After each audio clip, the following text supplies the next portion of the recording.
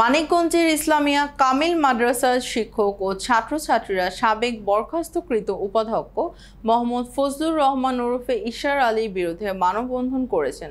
আজ বৃহস্পতিবার দুপুরে মানিকগঞ্জ প্রেস ক্লাবের সামনে মাদ্রাসার শিক্ষক সহ কয়েকশো শিক্ষার্থীরা ঘণ্টাব্যাপী এই মানববন্ধন করেন।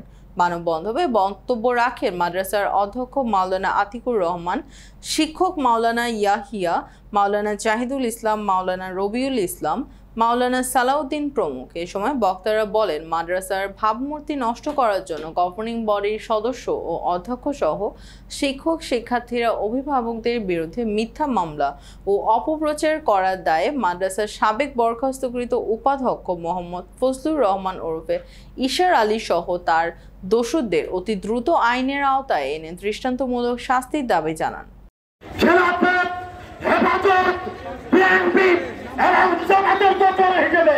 প্রশাসনের কাছে অবস্থাপন করার ঘৃণ্য প্রহার চালাচ্ছেন।